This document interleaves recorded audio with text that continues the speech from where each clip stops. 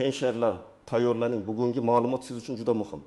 Chunki indeksatsiyadan so'ng pensiya miqdorlari, nafaqa pullari, ustamalar va ayrim to'lovlar bo'yicha yangi summalar qanday hisoblanishi ko'pchilikni qiynayotgan savolga aylandi.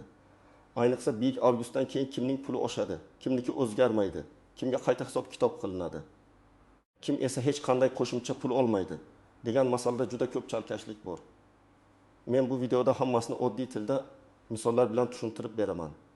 Agar siz pensioner bo'lsangiz, oilangizda pensioner ota-ona, bobo buvi bo'lsa yoki nogironlik, boquvchisini yo'qotganlik, yoshga doir pensiya olayotgan yaqinlaringiz bo'lsa, bu ma'lumot sizga bevosita tegishli. Kanalga hoziroq obuna bo'ling, videoga like bosing. Chunki bunday ma'lumotlarni vaqtida bilish ko'p hollarda odamning o'z pulini yo'qotib qo'ymasligiga sabab bo'ladi. Avval qanday edi? Avval pensionerlarning ko'pchiligi o'z pensiyasi bir marta tayinlangandan keyin faqat umumiy oshirish bo'lsa oshadi deb o'ylardi.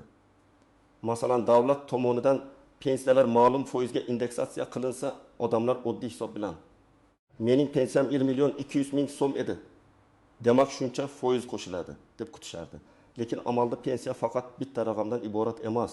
Uning ichida asosiy pensiya, ish staji uchun hisoblangan qism, ayrim toifalar uchun ustama, minimal miqdorgacha yetkazish, kompensatsiya, nafaqa yoki boshqa qo'shimcha to'lovlar bo'lishi mumkin. Shuning uchun ham bir xil foiz oshirish hamma uchun bir xil natija bermaydi. Hozir nima o'zgaryapti?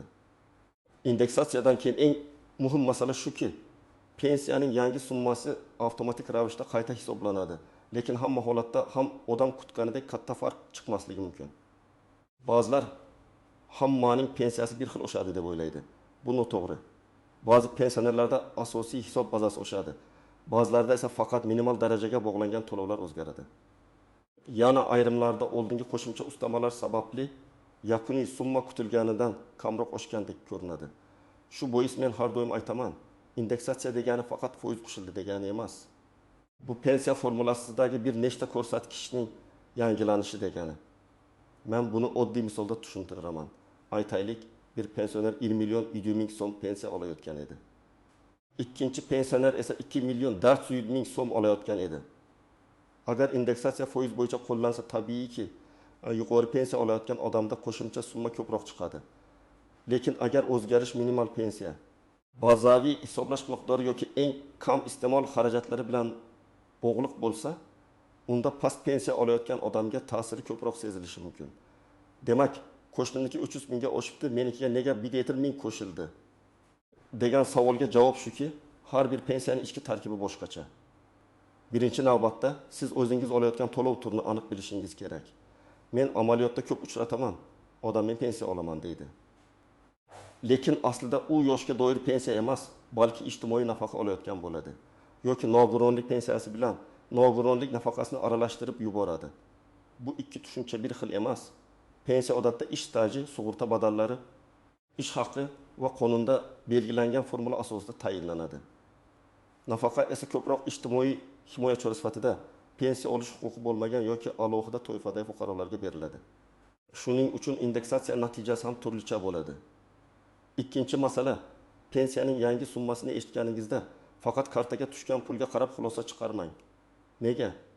Chunki ba'zan pensionerning qarzdorligi bo'lishi mumkin.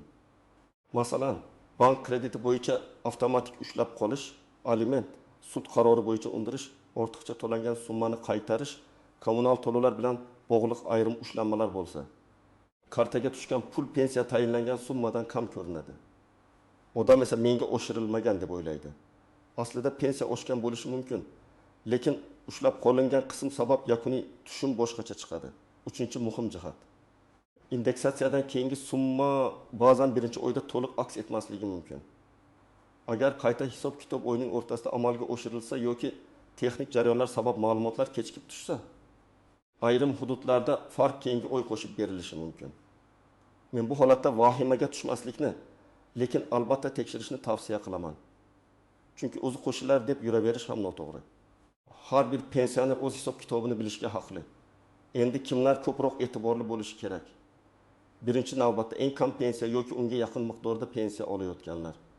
Chunki minimal kafolatlar o'zgarsa, sizning pensiyangizda sezilarli farq bo'lishi mumkin. Ikkinchi toifa, nogironlik pensiyasi yoki nafaqasi olayotganlar. Bu yerda nogironlik guruhi ish staji, oldingi ish haqi, nogironlik sababi va boshqa omillar ta'sir qiladi. Uchinchi toifa boquvchisini yo'qotgan oilalar.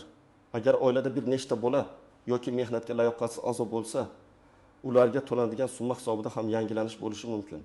To'rtinchi toifa uzoq yillar ishlagan, lekin hujjatlarida kamchilik bor pensionerlar.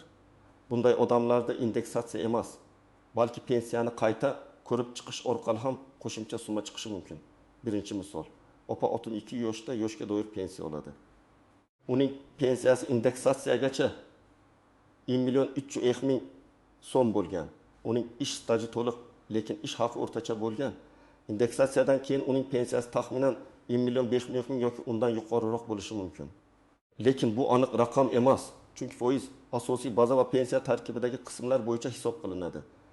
Agar opa faqat kartaga 1.120.000 tushganini ko'rsa, darrov menga kam qo'shildi demasligi kerak. Avval pensiya jamg'armasi bo'limidan yoki elektron xizmat orqali tayinlangan yangi umumiy summani tekshirtirish kerak. Ikkinchi misol. Aka Oltin takasi yoshda pensiyasi 2.800.000 so'm. U ko'p yillar yuqori maosh bilan ishlagan. Indeksatsiya natijasida unga qo'shimcha summa past pensiya olayotgan odamnikidan ko'proq bo'lib ko'rinishi mumkin. Masalan, 2.000 yoki 300.000 so'm atrofida farq chiqishi ehtimol. Lekin bu boyroq odamga ko'proq berildi degani emas. Bu uning pensiyasi hisoblangan bazasi yuqoriroq bo'lgani, ish staji va ish haqi ko'rsatkichlari boshqa bo'lgani uchun shunday ko'rinadi. Pensiya tizimida asosiy tamoyillardan biri shuki, kimning ish staji, ish haqi va hujjatlari kuchli bo'lsa, hisob ham boshqacha bo'ladi. Uchinchi misol, bir ayol boquvchini yo'qotganlik bo'yicha farzandi uchun to'lov oladi. U pensionerlarga oshdi.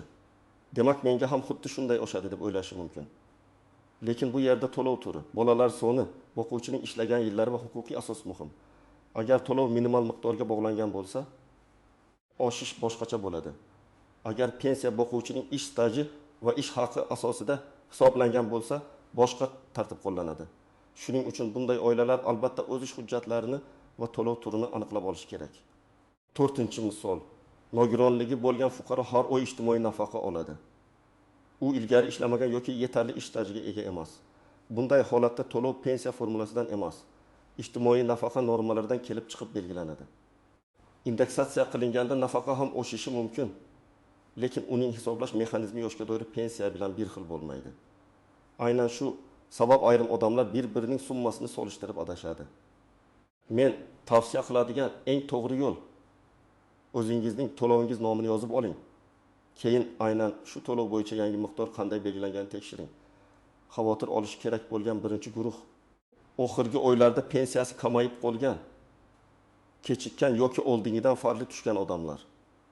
Agar siz doim 1.600.000 olgan bo'lsangiz, indeksatsiyadan keyin 1.700.000 kutgan bo'lsangiz, lekin kartaga 1.500.000 tushgan bo'lsa, bu holatni tekshirish shart. Sabab texnik xatolik, ushlanma, ortiqcha to'langan summani qaytarish yoki hujjatdagi muammo bo'lishi mumkin. Ikkinchi guruh yangi pensiyaga chiqqanlar. Masalan, odam iyul oyida pensiya tayinlatgan bo'lsa, avgustdagi indeksatsiya unga qanday qo'llanishi haqida savol tug'iladi. Bunday holatda pensiya tayinlangan sana hujjatlar to'liq topshirilgan kun, to'lov boshlangan oy va qayta hisob-kitob sanasi ahamiyatli. Ba'zan odam men ham avgustdan oldin hujjat topshirganman deydi. Lekin pensiya rasmiy tayinlangan sana boshqa bo'lishi mumkin. Shu sabab faqat ariza topshirilgan kun emas, qaror qabul qilingan sana ham muhim. Uchinchi guruh ishlayotgan pensionerlar. Ko'pchilik ishlayotgan pensionerning pensiyasi oshmaydi deb o'ylaydi. Bu har doim ham to'g'ri emas. Qonunchilikdagi amaldagi tartibga qarab, ishlayotgan pensionerlarga ham pensiya to'lanadi va ayrim hollarda indeksatsiya qo'llanadi. Lekin qo'shimcha ish staji yoki ish haqi bo'yicha qayta hisoblash uchun alohida murojaat kerak bo'lishi mumkin. Agar pensioner ishlashni davom ettirayotgan bo'lsa, uning ish beruvchisi ma'lumotlarni to'g'ri topshirayotganiga e'tibor berish lozim. Xavotir olmasligi mumkin bo'lganlar kimlar? Agar siz pensiyangiz oshganini ko'rdingiz, karta tushumi ham to'g'ri, hech qanday ushlanma yo'q, hujjatlaringiz to'liq, oldingi oylar bo'yicha qarzdorlik bo'lmasa, ortiqcha yugurishingiz shart emas. Lekin baribir bir marta yangi tayinlangan summani bilib qo'yish foydali. Chunki odam o'z daromadining rasmiy miqdorini bilsa, bank, subsidiya, kommunal imtiyoz, ijtimoiy yordam kabi masalalarda ham adashmaydi. Endi eng ko'p xato qilinadigan joylarga kelamiz. Birinchi nozik jihat, indeksatsiya hamma qo'shimcha to'lovlarga bir xil qo'llanmasligi mumkin. Masalan, pensiyaning asosiy qismi oshadi, lekin ayrim kompensatsiya yoki ustamalar alohida tartibda belgilanadi. Yoki aksincha, minimal kafolat oshgani uchun umumiy pensiya yuguriga tortiladi, lekin siz o'ylagan foiz asosiy summaga to'liq qo'llanmagandek ko'rinadi. Shuning uchun pensiyani bitta raqam deb emas, tarkibli hisob deb tushunish kerak. Ikkinchi nozik jihat, hujjatdagi ism familiya, tug'ilgan sana, ish staji, mehnat daftarchasidagi yozuvlar, arxiv ma'lumotlari. Men ko'p ko'rgan holat, odam 35 yil ishlaganman deydi, lekin pensiya hujjatida 28 yil tan olingan bo'ladi. Nega? Chunki qolgan yillarga oid hujjat yo'q, muhr o'qilmaydi. Korxona nomi o'zgargan, arxivdan tasdiq olinmagan yoki yozuvda xatolik bor. Indeksatsiya bunday muammoni avtomatik hal qilib bermaydi. Agar sizning stajingiz noto'g'ri hisoblangan bo'lsa, avval stajni tasdiqlash kerak. Shunda keyingi qayta hisoblashda pensiya oshishi mumkin. Uchinchi nozik jihat, bank kartasi va to'lov sanasi. Ba'zi odamlar falonchiga tushdi, menga tushmadi deb xavotir qiladi. Pensiya to'lovlari hudud, bank, ro'yxat, to'lov jadvali va texnik jarayonlarga qarab turli kunlarda tushishi mumkin. Agar 1-2 kun farq bo'lsa, bu har doim muammo degani emas. Lekin uzoq kechiksa, ayniqsa oldin bunday bo'lmagan bo'lsa, bankdan va pensiya jamg'armasidan aniqlashtirish kerak. To'rtinchi nozik jihat, naqd pul va karta orqali olish. Karta orqali oladiganlarda tushum SMS yoki mobil ilovada ko'rinadi. Naqd pul oladiganlarda esa ba'zan odam aniq summani eslab qolmaydi yoki to'lov varaqasini tekshirmaydi. Men pensionerlarga har doim maslahat beraman. Pulni olayotganda summani yozib qo'ying. Imkon bo'lsa kvitansiya yoki ma'lumotnomani saqlang. Chunki keyin menga kam berildi degan savol tug'ilsa, dalil kerak bo'ladi. 5-nozik jihat, oiladagi bir nechta pensionerning summasini solishtirish. Masalan, er xotin bir uyda yashaydi. Eri 2 million oladi. Xotini 1 million 300 ming oladi. Indeksatsiyadan keyin erning pensiyasi 2007 mingga oshadi. Xotining pensiyasi 1006 mingga oshadi. Bu adolatsizlik bo'lib ko'rinishi mumkin. Lekin hisob-kitob, ish staji, ish haqi, pensiya turi va qo'shimcha ustamalarga bog'liq. Shuning uchun bir uyda yashaymiz, nega bir xil oshmadi degan savolga javob pensiya oilaga emas, shaxsning huquqiga qarab hisoblanadi. Birinchi qadam, pensiyangiz yoki nafaqangizning aniq turini biling. Buning uchun pensiya jamg'armasining tuman yoki shahar bo'limiga murojaat qilishingiz mumkin. Shuningdek, mavjud elektron davlat xizmatlari orqali ham ma'lumot olish imkoniyati bo'lsa, undan foydalaning. Siz menga qanday to'lov tayinlangan, yangi summa qancha, qaysi sanadan boshlab hisoblangan degan 3 ta savolga javob olishingiz kerak. Ikkinchi qadam, oxirgi 3 oylik tushumlaringizni solishtiring. Masalan, iyun oyida qancha tushdi, iyul oyida qancha tushdi, avgustdan keyin qancha tushdi. Agar farq bo'lsa, uni yozib chiqing. Faqat og'zaki aytish yetarli emas. Raqamlarni aniq yozing. Sana, tushgan summa, bank kartasi yoki naqd to'lov, ushlanma bo'lsa, ushlanma miqdori. Shu tartibda borsangiz, mutaxassis ham sizga tezroq yordam beradi. 3-qadam, hujjatlaringizni tayyorlab qo'ying. Pasport yoki ID karta, pensiya guvohnomasi bo'lsa, u bank kartasi rekvizitlari, mehnat daftarchasi nusxasi, ish stajini tasdiqlovchi arxiv ma'lumotlari, nogironlik bo'yicha tibbiy ijtimoiy ekspertiza hujjatlari.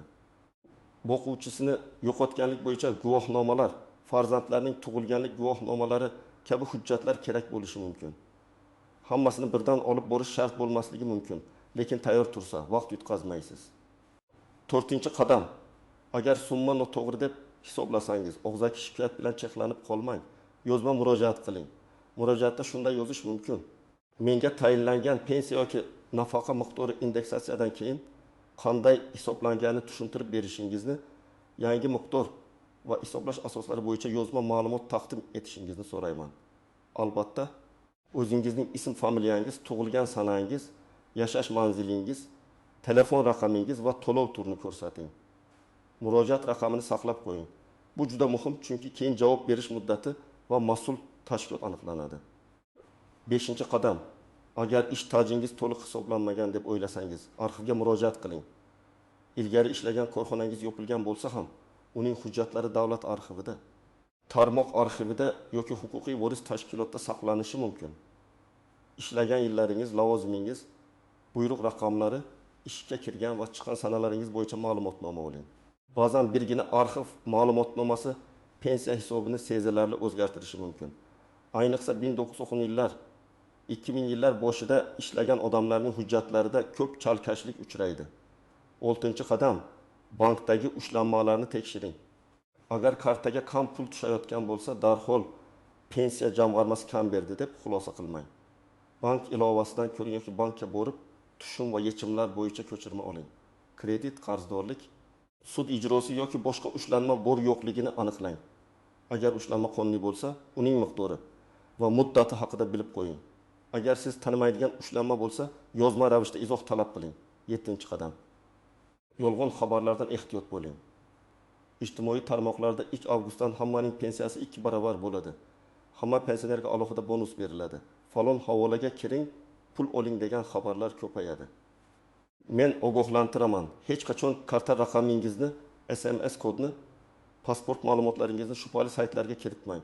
Rasmiy ma'lumotni faqat davlat organlarining rasmiy sayfalari, pensiya jamg'armasi, MyPokkov, Uz kabi ishonchli manbalar yoki mahalliy bo'limlardan tekshiring.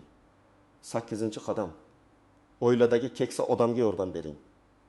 Ko'p pensionerlar telefon ilovasidan foydalana olmaydi. Murojaat yozishni bilmaydi. Navbatda turishdan charchaydi. Agar sizning ota-onangiz yoki buvinggiz pensiya olsa, ularning oxirgi tushumlarini tekshirib bering. Hujjatlarni tartibga keltiring. Agar biror xatolik bo'lsa, birga borib aniqlashtiring. Bu faqat pul masalasi emas.